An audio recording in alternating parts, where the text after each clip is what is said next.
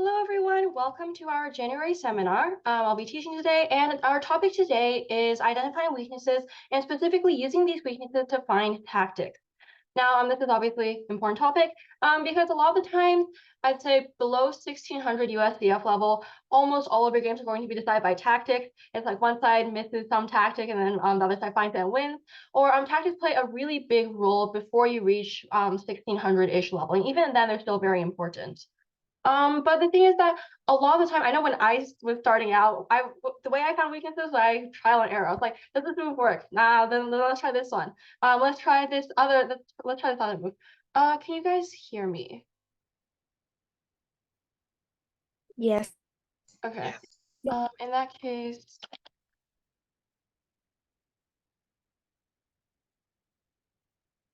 Okay.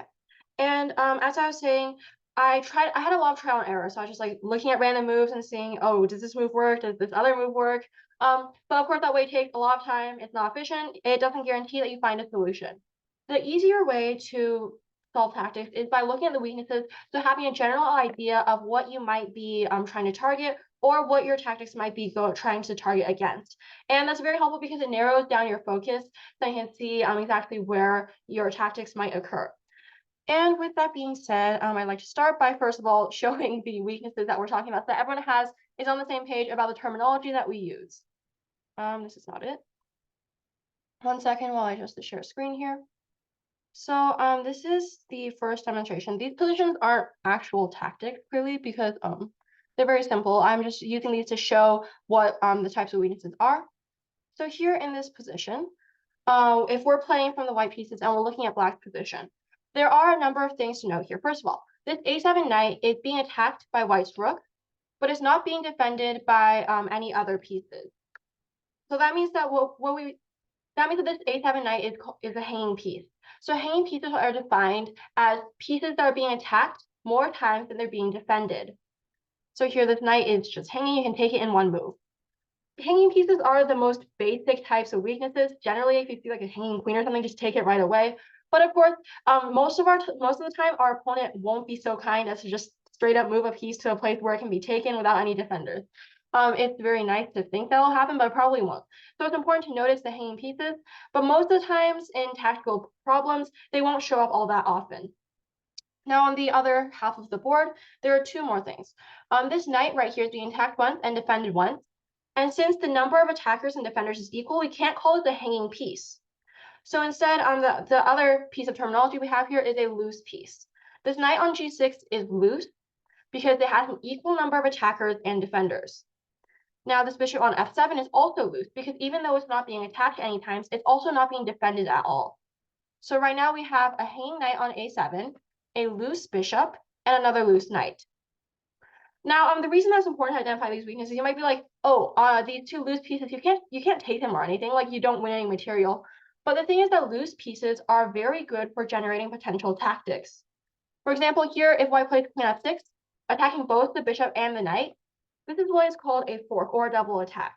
White attacks both of these loose pieces, and now since the queen is attacking them, they both become hanging.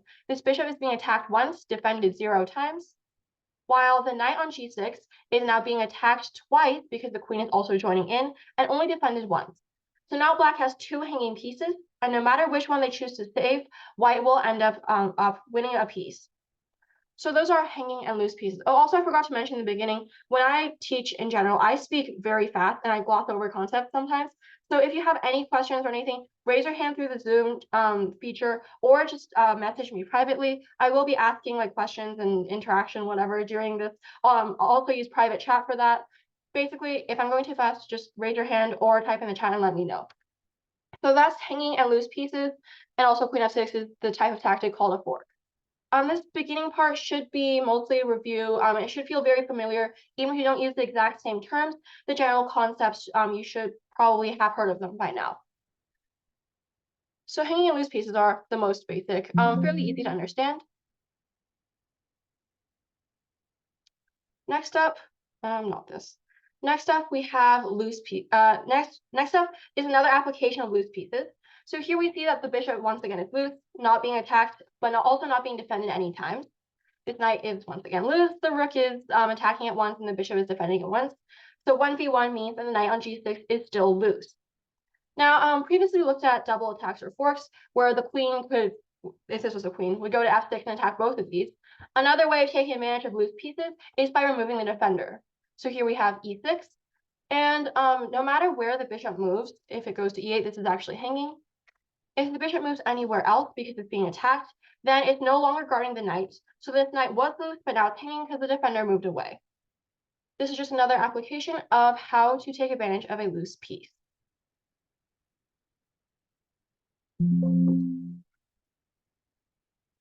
Next up is a slightly more advanced type of weakness. So if we look at this particular position, we see that the queen is loose and black has no other weaknesses. So it might just be like, oh, black has no weaknesses. That means that white can't take advantage of it. But actually, there's another type of weakness in this position, which is called alignment. Now, alignment is when two or more pieces of value, probably not pawns. Pawns usually don't belong in alignments, but two or more pieces of value are lined up on the same file, rank, or diagonal. And in this particular scenario, the king and the queen are lined up on this diagonal, while the queen and the rook are lined up on this diagonal. And alignments are generally used in two types of tactics, pins and skewers. White here can play bishop d5. This would be a skewer because the queen can't take the bishop is being defended. As soon as the queen moves, it must move because if the queen is under attack, then white can take the piece behind it, which is of lesser value. So this is a skewer. Another way of taking advantage of alignment is a pin, which in this case is exemplified by bishop to g4. After bishop g4, black's queen once again wants to move. The bishop is defended. The queen wants to move, but unfortunately it can't because that would reveal an attack on the king. The only difference between pins and skewers is that in a pin, the higher value piece is in the back, whereas in a skewer, the higher value piece is in the front. But both of these take advantage of the fundamental weakness of alignment, where two or more pieces are lined up on the same line.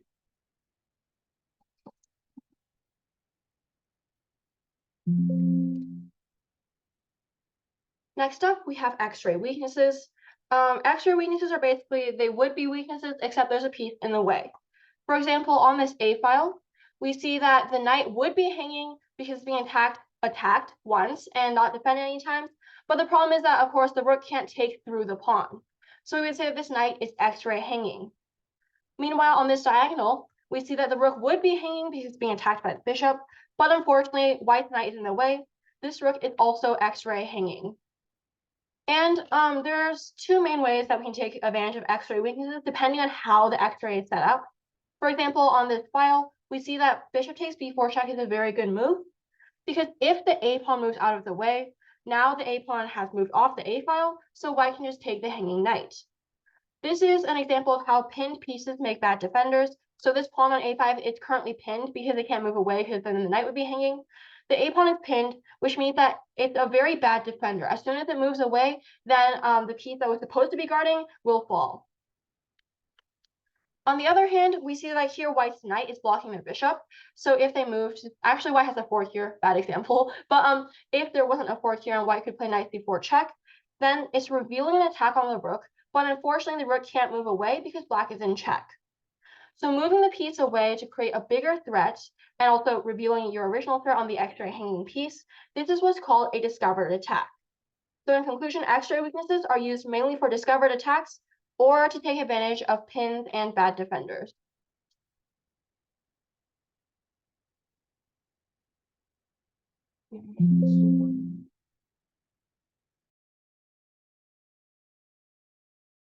Next up, we have another important weakness. Now, throughout this whole thing, I've been mentioning pieces, sometimes pawns, alignments with pieces. But the thing is that the king is also can be a weakness. And of course, it's a very important weakness because if there's mate, then we have to be aware of the mating threat. And the king can be a weakness in two ways. One, it can be, of course, mate, and the other way is in force or such when you check the king and also attack another piece at the same time. But I want to look at the king and mating threats because this shows us actually a very interesting concept, that of the hanging square. So a hanging square is basically, if you can imagine, you can teleport a piece safely to a square, then what would happen?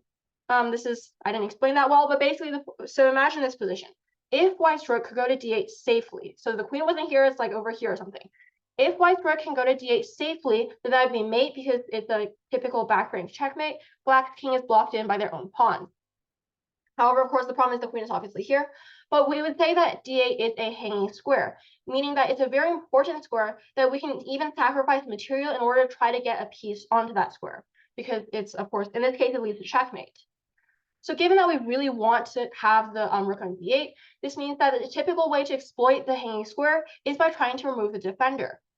After queen to c2, black's queen obviously can't take, because if so, then white has rook d8 checkmate. We previously mentioned that d8 is a very important hanging square. And if the queen moves away to respond to the threat, then white can play queen takes f5. The rook is now hanging. Also, just an interesting note here, if black plays rook c5, remember, we really want this d8 square. We can even sacrifice a queen to get on it because it's just checkmate. So after take, rook d8, after black blocks, it's still checkmate. Finally, one last example of weaknesses. In this position, here we notice that this is something you just have to notice. Like, as you do more and more tactics, you have to realize these patterns. f4 is a hanging square here, because if white's knight could get here safely, then black's king and queen would be in a fork. So this means that, and of course, the only thing guarding this f4 square is the bishop. So we really want to get rid of this bishop.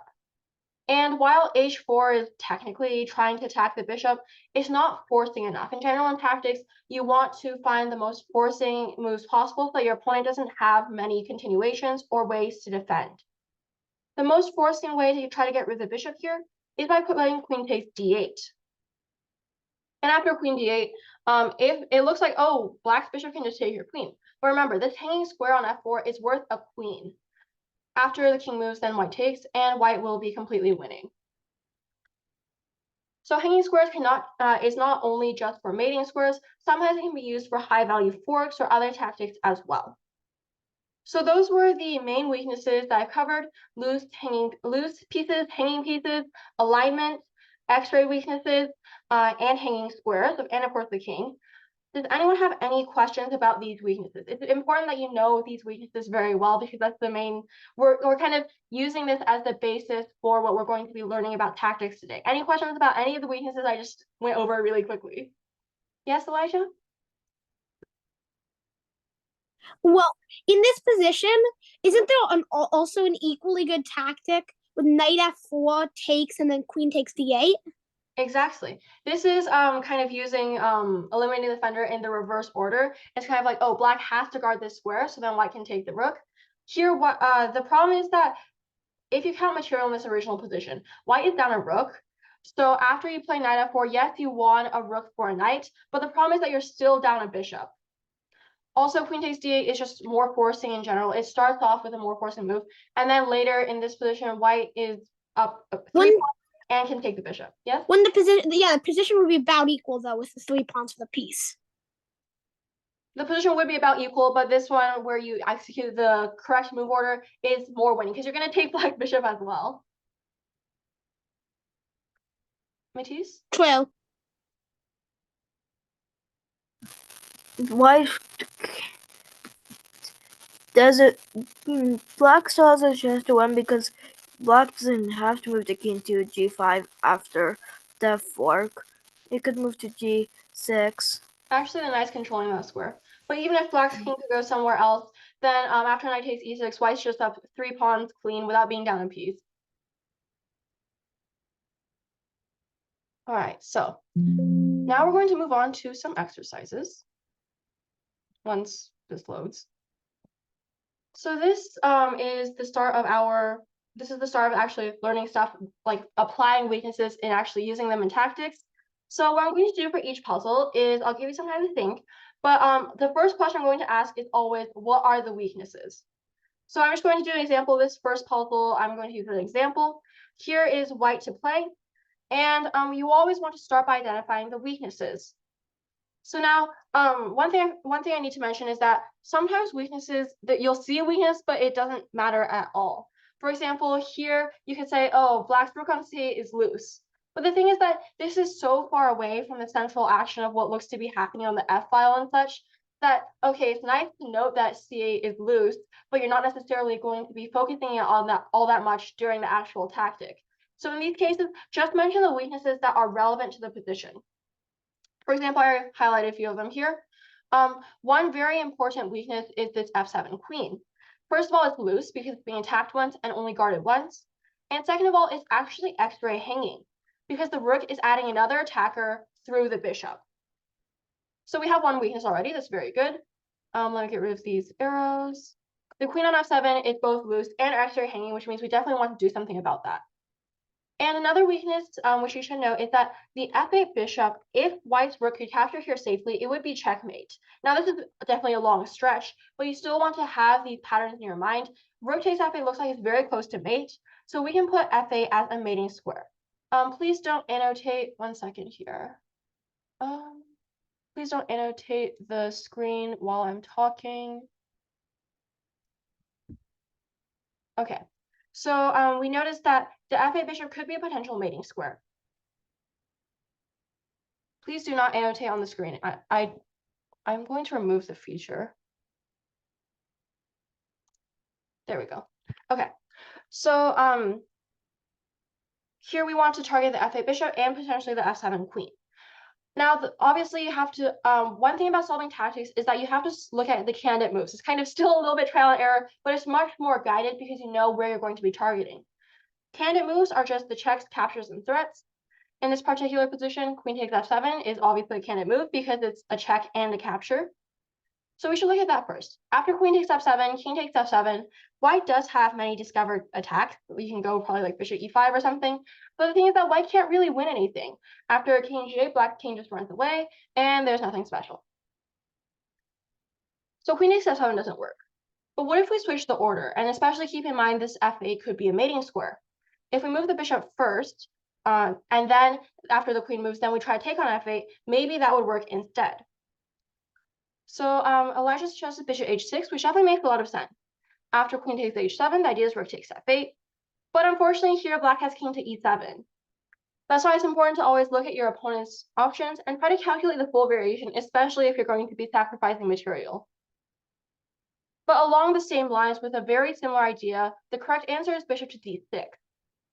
Now, of course, this queen is hanging. If the queen moves, then rook takes f8 is checkmate, because this time the bishop is guarding the e7 square. And if black's queen tries not to move because it wants to maintain control of f8, that's not happening because no matter if the queen doesn't move, then white will just take it next turn. So as you can see, the puzzles in the seminar are going to be a little bit more difficult. But the point is that you want to use the weaknesses that you identify in order to narrow down your focus in your candidate moves and try to calculate the best variation.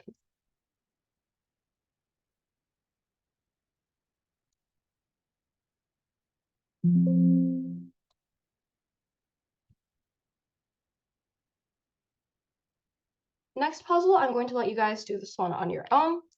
This one is black to play. First question, what are the weaknesses in the position? Remember, mention the relevant weaknesses, but also try not to miss any weaknesses. Type your answers in the private chat.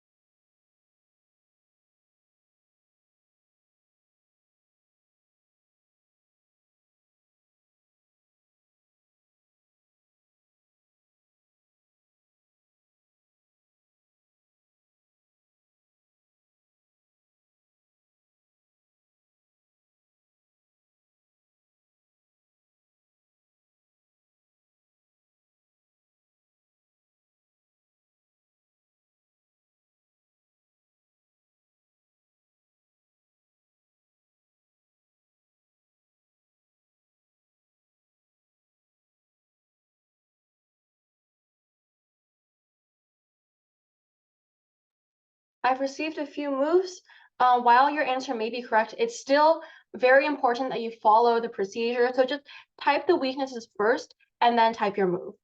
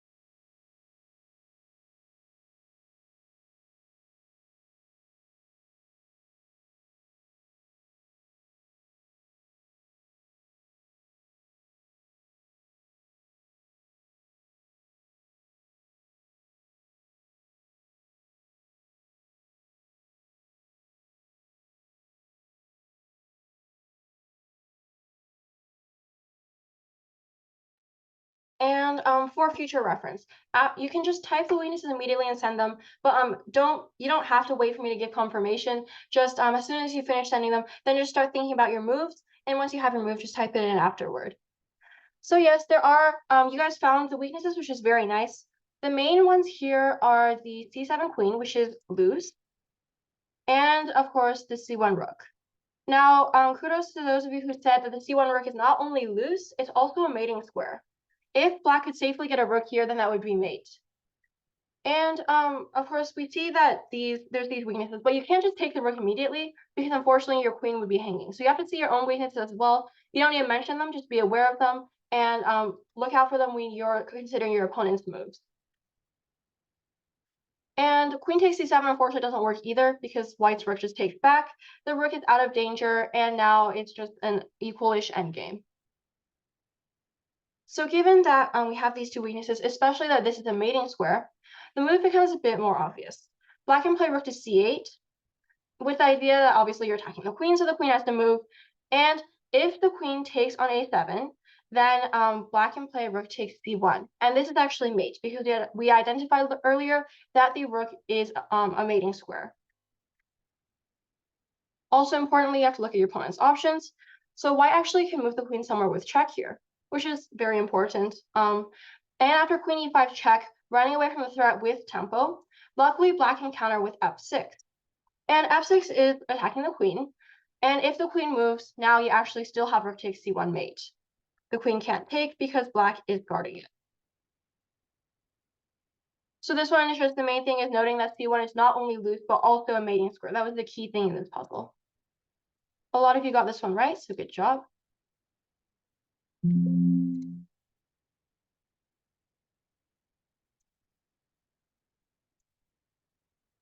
The puzzles here are not ordered in difficulty. This one happens to be one of the harder ones. Here it is black to play, and once again, type the weaknesses, and after you found the weaknesses, then type your move.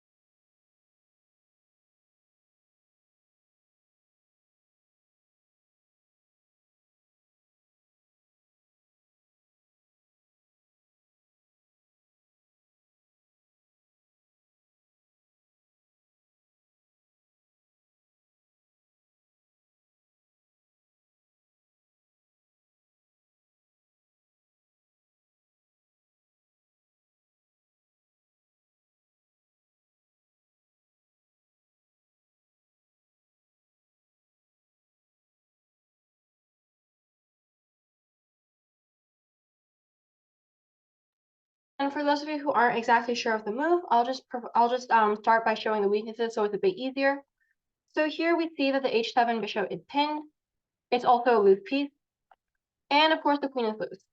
Now, just these two weaknesses, one second, is not enough to actually find a tactic, because although a move like knight g5 attacking the pin piece would be nice, your knight is actually being pinned to your king. Also, there's no great way to continue attacking this bishop, like bishop f5 or something isn't even close to being legal. So the thing is that just these two weaknesses is not enough. And with that, my hint is that h2 is actually a mating square.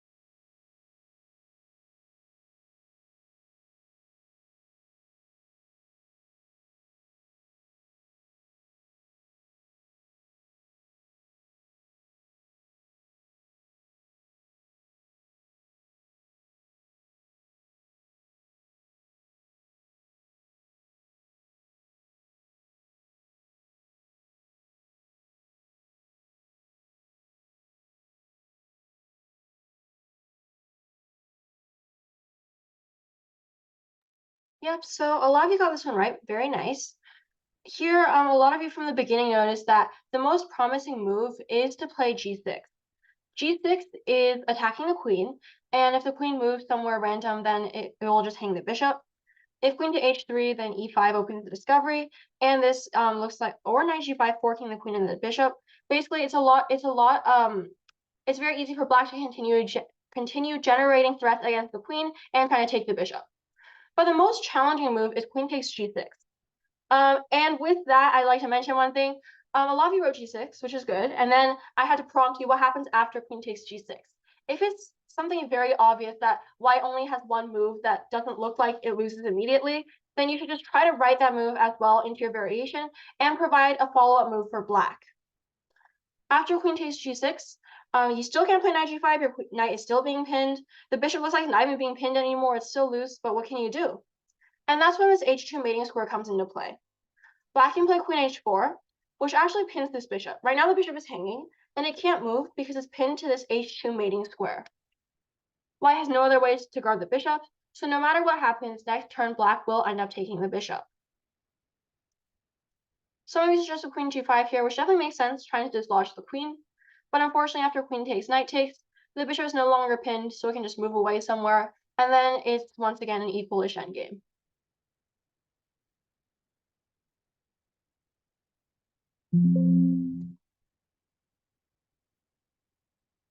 This one is black to play, same drill. Type the weaknesses first, and then once you've found all the weaknesses, then you can go on trying to find your move.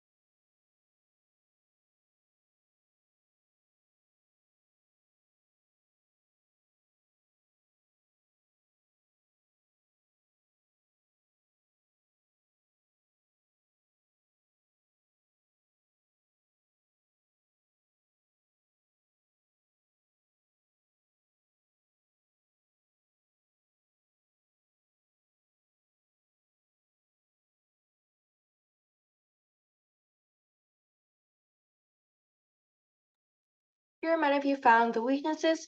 Obviously, e2 is x-ray hanging because being attacked through the bishop. This bishop is also x-ray hanging because being attacked twice, but once is through another piece, and only defended once. And finally, this one was the one that that was missed the most. The back rank is actually also close to being a mating square. If black queen could reach here safely, then it would end up being checkmate. And a lot of you tried to open up these two discoveries with a bishop move, which obviously makes a lot of sense. Bishop d3 was a very common answer, with the idea that you're attacking both the rook and the bishop. But unfortunately here, white can play rook takes d8. White just took a rook, so you have to take back. And now the bishop's not even hanging, and it's still white to move. White can still find another move to defend if necessary. So unfortunately, because white has a convenient response of just taking a rook and forcing you to respond, a simple bishop move just won't cut it. So what if we threaten something bigger than the rook and the bishop? Because obviously white can get rid of both these threats at once if the rook takes e8. What if we tie in another threat as well? And this is where that other weakness that we identified earlier, the fact that d1 could be a mating square, comes into play. Black here can play bishop to b1, which looks crazy because it's like, oh my gosh, the bishop's hanging. But remember that white's pieces are all completely hanging here as well. And the point of this is that you're blocking the rook, even if it's just for one move. Because now if rook takes e8, black can play queen d1 check. And the rook is blocked, so it can't take. If rook e1, then black can take and it's mate. Meanwhile, if white decides to capture the bishop instead and guard the back rank, then black can play rook takes e2, and they want a rook for a bishop. Winning exchange is definitely good. It's not that much material, but it's still enough to win. Basically, here the point is to see the weaknesses, see all of them, and all of the relevant ones. You don't need to mention that the rook here is extra hanging because there's no way you're really going to get rid of this b2 pawn. The key here is to see all the relevant weaknesses and then try to take advantage of them through trial and error. Something like bishop d3 definitely makes a lot of sense, but you have to see that white has a convenient defense in the form of rook takes e8. And then after seeing that your initial plans fail, then trying to revise them and take advantage of all the weaknesses. Here, bishop b1 taking advantage of this mating square saves you the move you need in order to threaten to capture white's rook.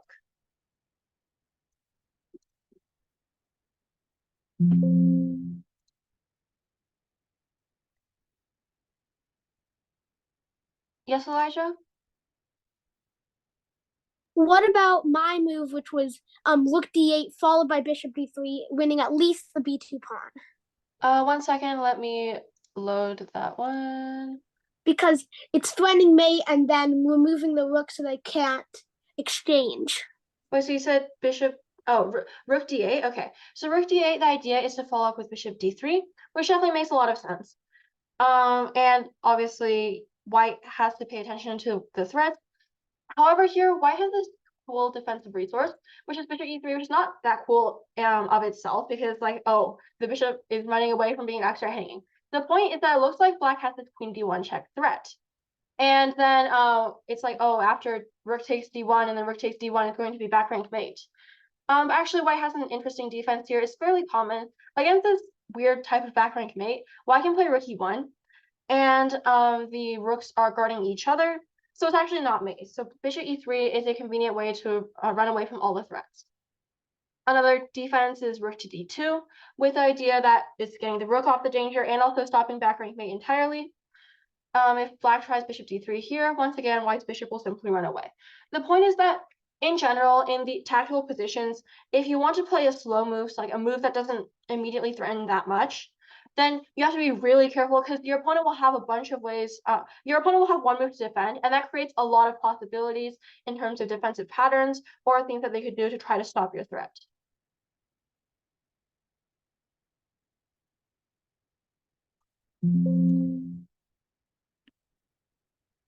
Good question, though. This one is white to play. And once again, start with the weaknesses and then try to find your move.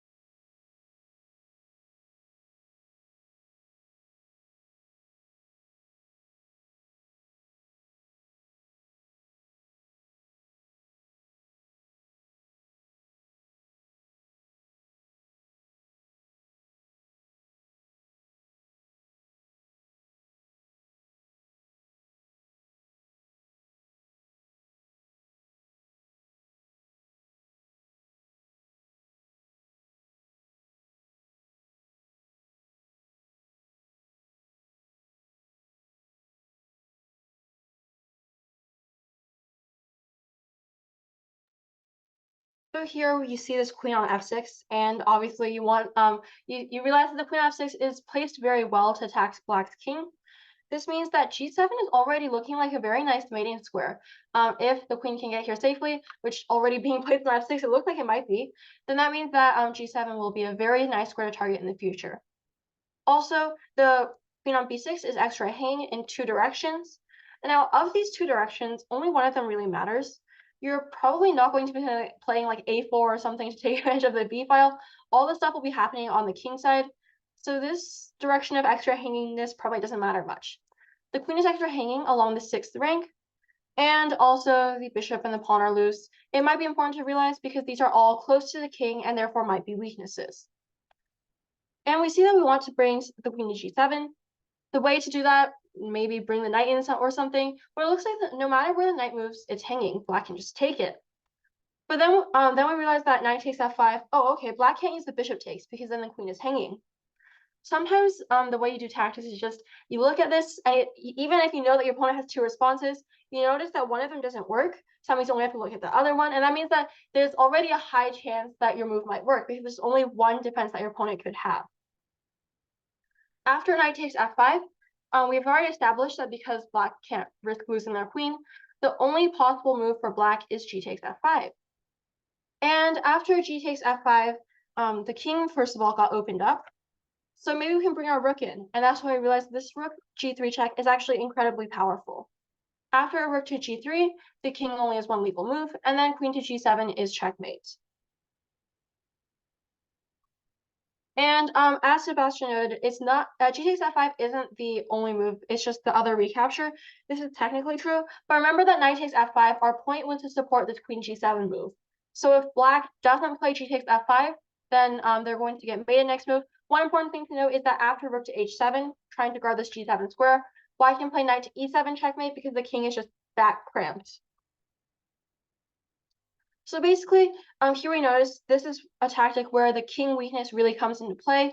The king is really weak, so you want to try to find a way to target it, and then taking advantage of various other weaknesses, you find a way to break open the king side, bring more pieces in, and in the end, deliver mate.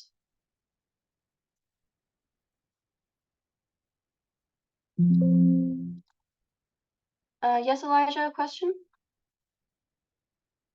Again, like again, I had the idea of like the slow g takes queen g5 and then takes on h5 and then rook g3. Does that also mate, or is there some kind of defense? Because this is also a checking sequence, generally it's a lot safer. Your opponent has to keep responding to checks. So queen g5, queen h5, and then rook g3 is definitely still also mate. It takes a move longer, but it doesn't matter. It's just that in a real game, rook g3 is slightly safer because it's a move shorter. I guess. Yeah, as long as you're sure that at least a forced checkmate, then it's definitely fine.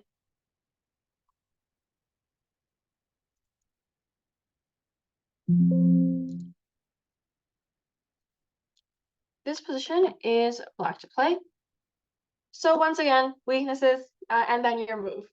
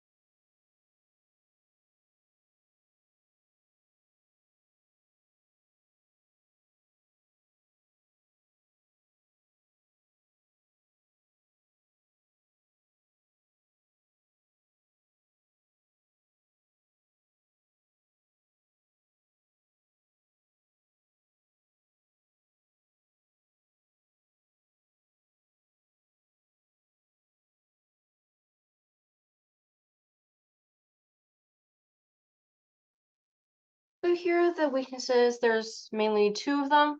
One is this X-ray loose rook on d3, which is less obvious. The more obvious one is this bishop on c3, which is loose because it's being attacked twice and defended twice. And obviously, it's really, really impossible to add more attackers to the c3 bishop. You can't triple or anything. So we look at different moves instead. b4 looks like a nice way to maybe add another attacker. Of course, the problem is that white can just take this pawn. But then you realize that the b pawn was kind of getting in the way of your queen. So now this rook is loose, and this bishop is loose, and the queen is trying to guard both of them at the same time, which means that the queen is what we call overworked.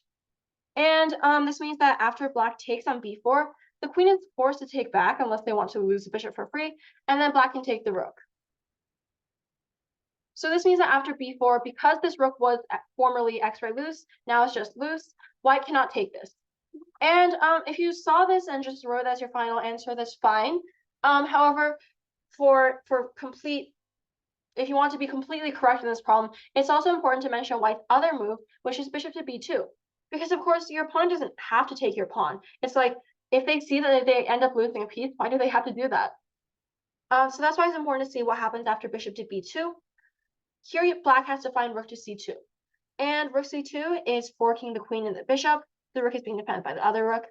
And no matter where white's queen moves, then black can just end up winning a bishop anyways. So the key thing here is not only this bishop, but also this x-ray loose rook. It does come into play after b4 if white takes, then this overworked queen can't guard both of these pieces at once.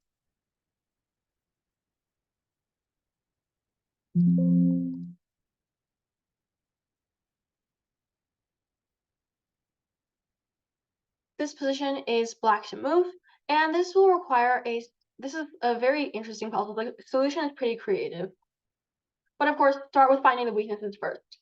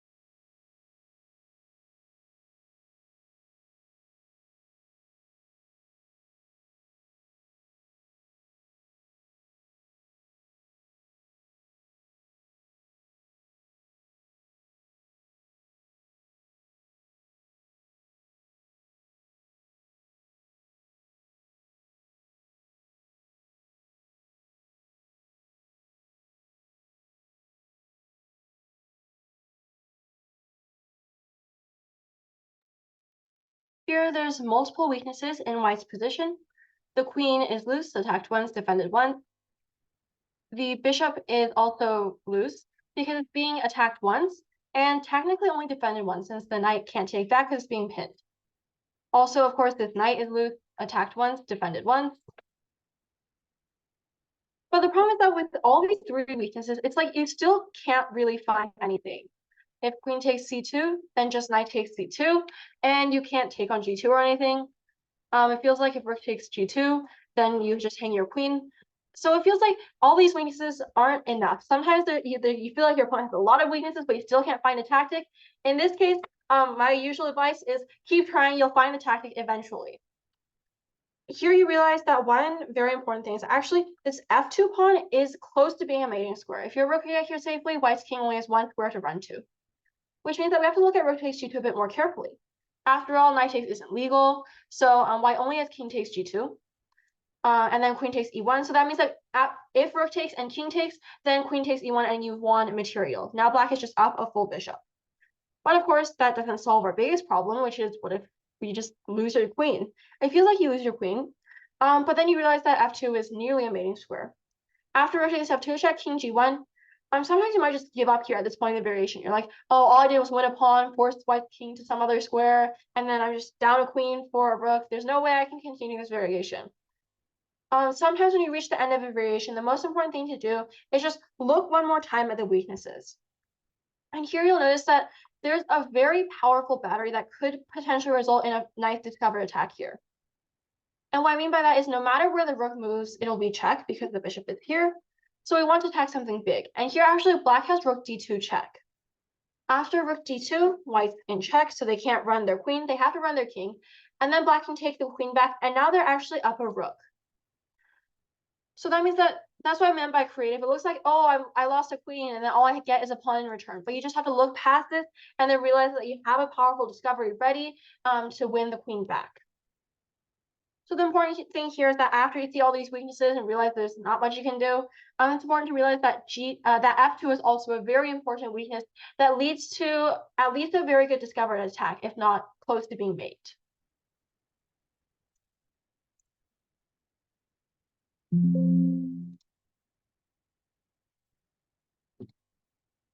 This position is black to play. And once again, find the weaknesses, find the best move.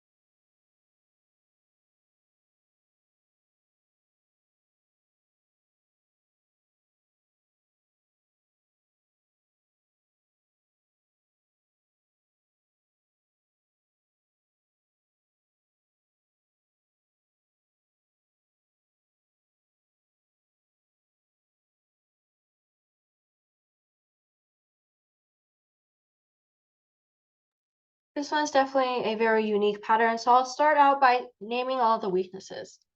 So we notice that here there's this alignment. This queen is x-ray loose because being attacked once and defended once.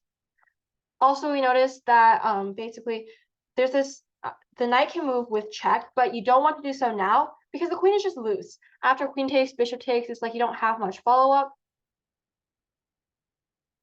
The main weakness is this X-ray loose queen. 1 second. But the question is, how do we take advantage of it?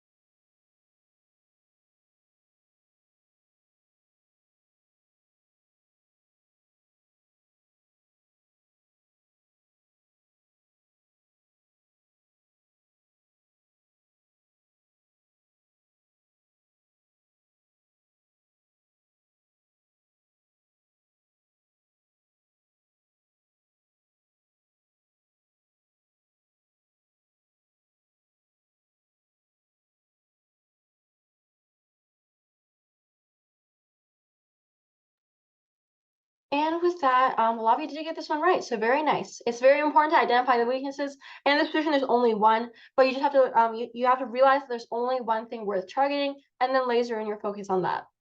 So given that the queen is loose because there's only one defender, why not try to remove the defender?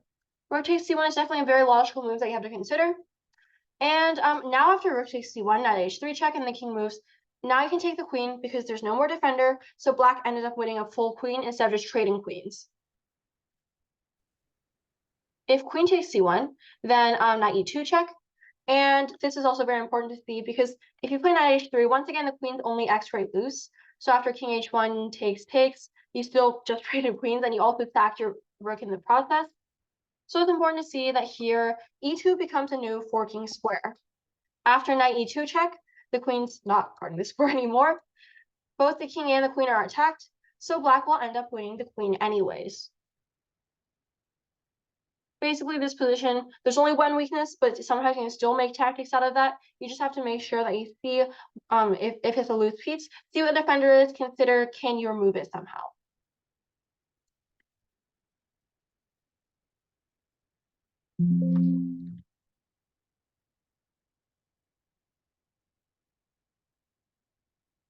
This is either the last puzzle or the second to last puzzle, depending on time. So this is black to play, once again. Same thing, weaknesses and then moves. My hint is that this pattern is pretty similar to the previous one.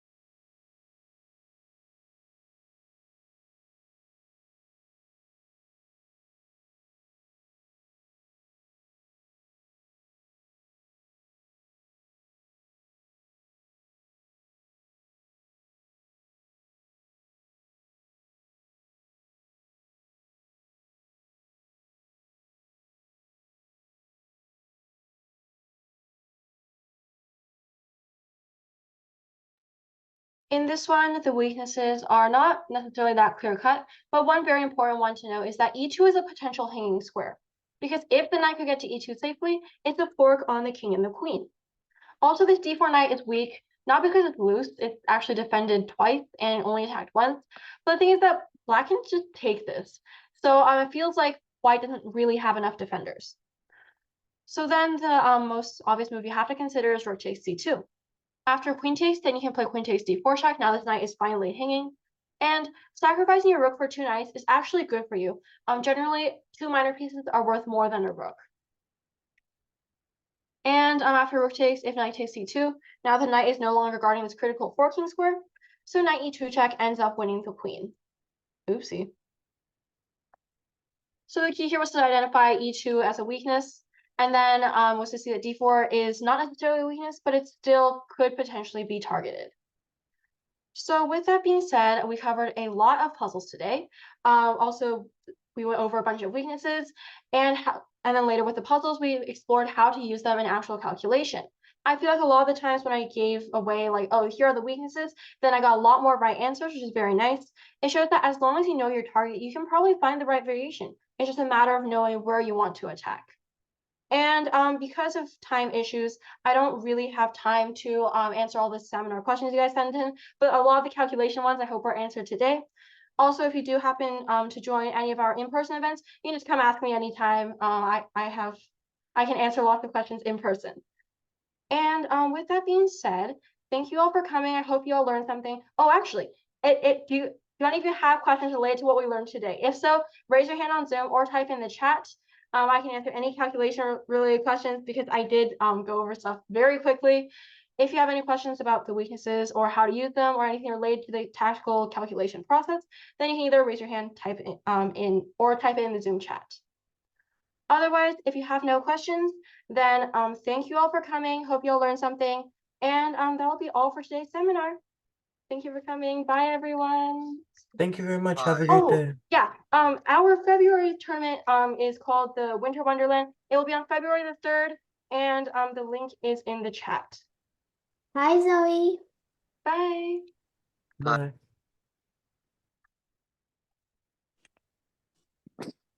Bye.